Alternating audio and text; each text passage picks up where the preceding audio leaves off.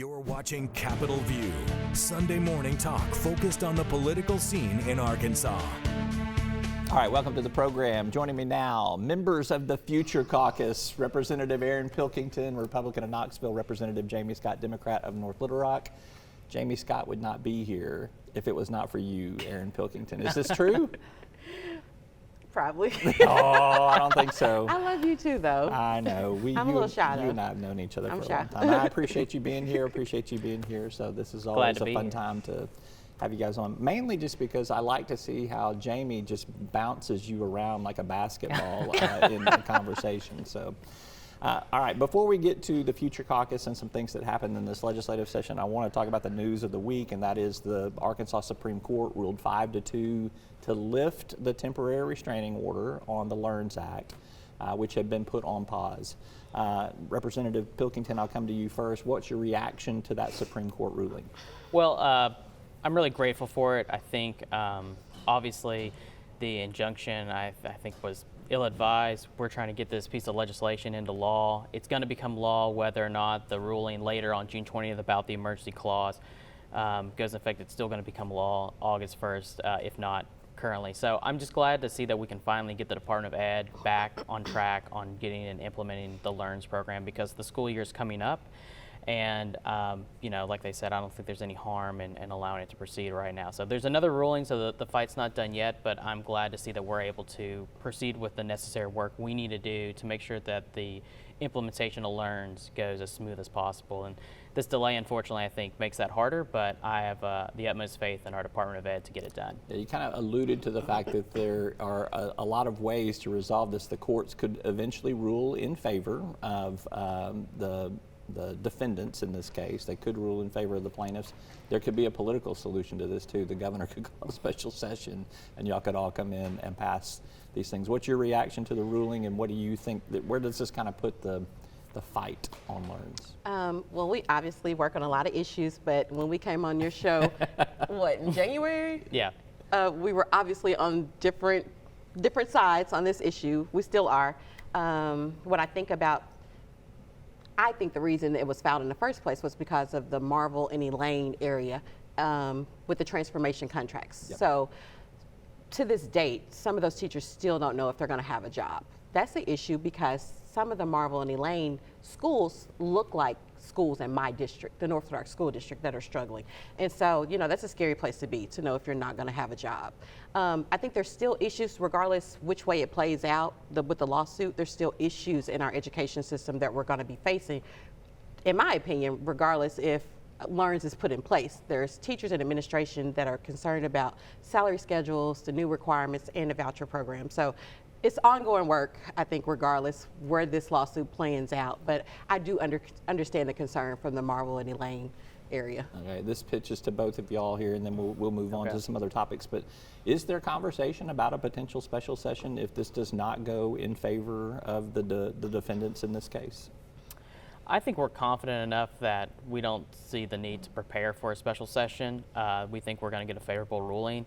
There's always talk, we could go in and do this. And of course, they say that the emergency clause was inappropriately voted on. I think we have over 300 bills that we did the exact same thing on, so we might need to come in and redo all those. It'd be a hard special session to get done in 3 days. Yeah. So it'll be a lot of votes.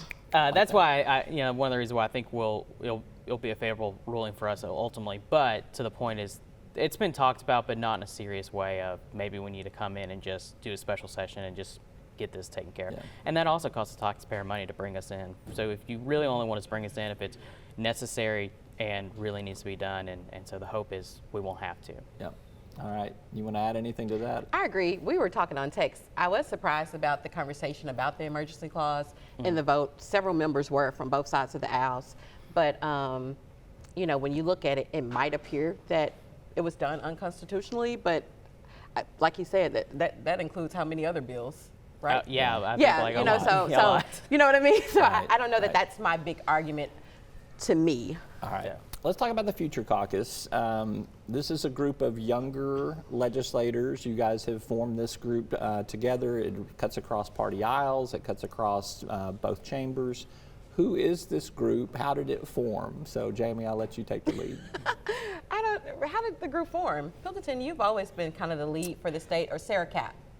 So me, hilarious enough, Trent Gardner and Austin McCollum went to the first Future Summit, is what they called, and so we didn't have a Future Caucus, but they had been talking to Representative Sturch at the time, before he was a senator, and Warwick, and I think they tried to get it going, I think, but it just kind of didn't get off ground. And granted, Sturch was running for Senate, Warwick was running for mayor, and so they were leaving the House chamber.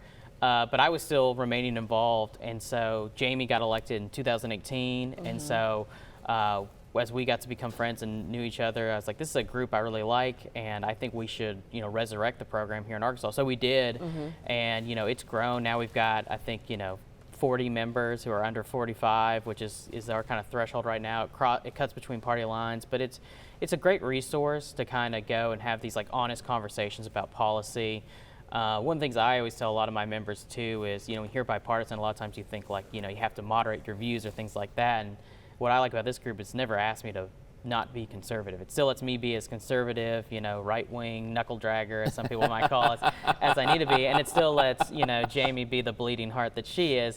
But yet it's a great place for us to have these dialogues, to talk about policy, to talk about places where we can come together and work on things. And I think that's a good thing for the state to have. And there's issues I think that we provide a unique perspective to that we can work on, and we try to do that. And so that's kind of the focus of the group and why it exists, and a little bit of the history of how it came to be. So we've had ever since, and recently we added Senate chairs. Clark Tucker and Breanne Davis are the two Senate co-chairs. They've been a great addition. And they've been a wonderful addition to it. So I'm super excited to watch you guys get closer and closer to the age of 45, and we'll see if this turns into the midlife caucus or something like that. So. I'm 100% in favor of creating the midlife caucus.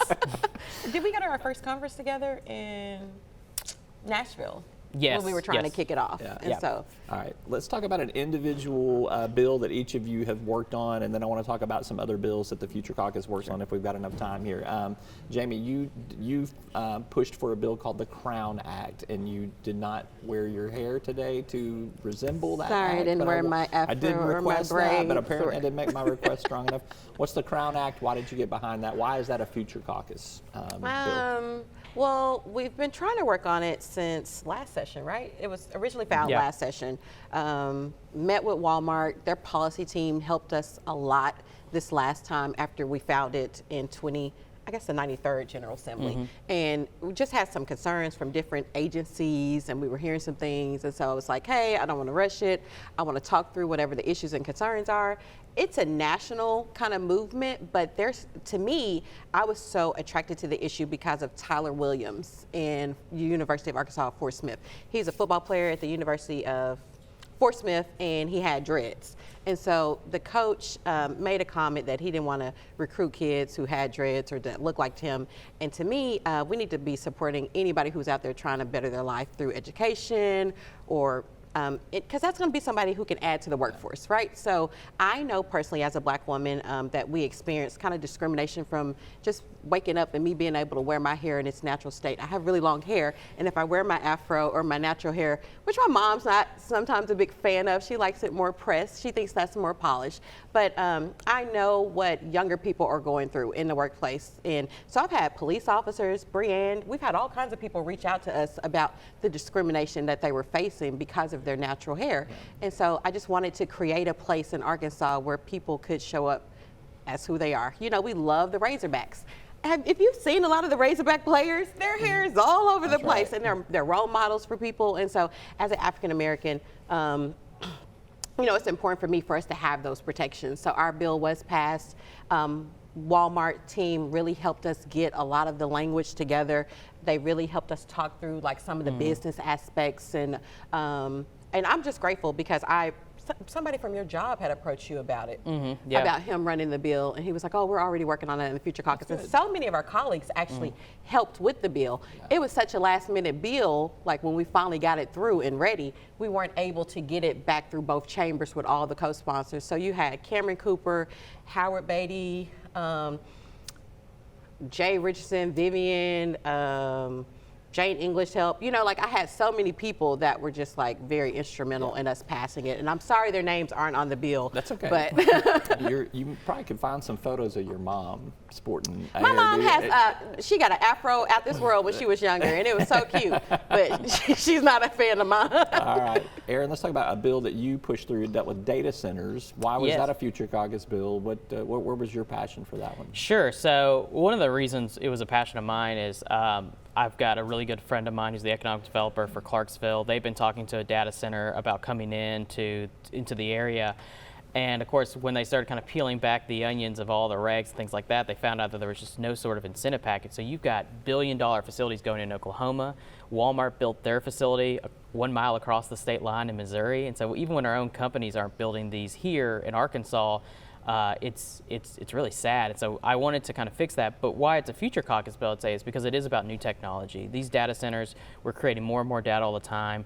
You know, a lot of these data centers, especially with the invention of AI, I mean, we're going to need more and more. And so in a lot of areas like California and Virginia, they're really expensive to build, but they're great economic developers and developments for the area. And so obviously bringing those into Arkansas, where we have areas that we can build them and put them in, it's great. It's great for your tax base, but also it's bringing in these new technology jobs. You know, the last administration, the Hutchinson administration, spent all this time on computer coding and things like that to create a workforce for the future. Well, my kind of point I made to a lot of my colleagues, what's the point of training these kids if they're going to go to California to work and they can't work here? And so these are jobs that, you know, are going to be six-figure jobs, high-tech jobs in our own local communities. And so when I think about revitalizing rural Arkansas, I think this is a key to do it. And so that's why I was really excited about it, because it's not only just about technology, which I think the Future Caucus kind of has a focus on, but it's also the jobs for the next workforce coming in, which is high-tech. All right, I'm going to hit a couple of other bills that came from some of your colleagues on this, and then I'll let you guys pick what you want to talk about. And sure. Fast track permits, Representative Underwood was the lead on that. Food insecurity, there was a big push there. I think Representative Gramlich and Senator Dismang sponsored that. Representative David Ray, an esports tournaments bill. That one was a pretty interesting one. Representative Hudson, on a pretty serious issue, was the lead sponsor on a pregnant and parenting for students bill. Pick any one that you want from that laundry list right there and tell me why you think those were meaningful and why they're important to the future. I think you worked with Ashley on the... Yeah, I worked with Ashley on the one about pregnant students in high school, and that was actually a fantastic bill. I think it really shows kind of a great way the Future Caucus works together. You have two different state reps from different areas, different parties, coming to work together on an issue, though, and for me, I kind of took it as as we are a pro-life state and we have a ban, okay, what are we doing then to make sure that when women do get pregnant, that we're providing resources for them, that we're providing flexibility so that we keep them in school, because if they stay in school, they're going to be better, their life's going to be better for them and their child, and I think Ashley had that same point as well. So the great thing is, we were able to come together on that bill, and of course she led it, but it's a great way to make sure that, because we're one of the states with the highest teen pregnancy rate, we're able to make sure that our education's flexible, and I think that's just being future facing and future looking. So. We got about 30 seconds left. You can take one of those, or you can just tell me where the Future Caucus goes next. I think Brianne had an awesome bill, the LARC bill that her and Clark worked on, and that was to extend the Medicaid coverage. Yes.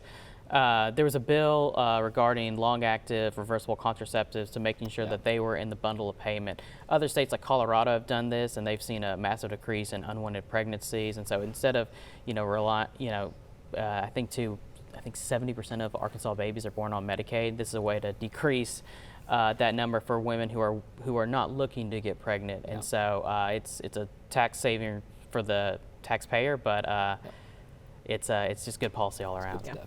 All right, Representative Jamie Scott, Representative Aaron Pilkington, thank you for being here. They're the leaders of the Future Caucus, two of the leaders of the Future Caucus. Appreciate your time this morning. Thank you for having us. All right, we're back with more right after this.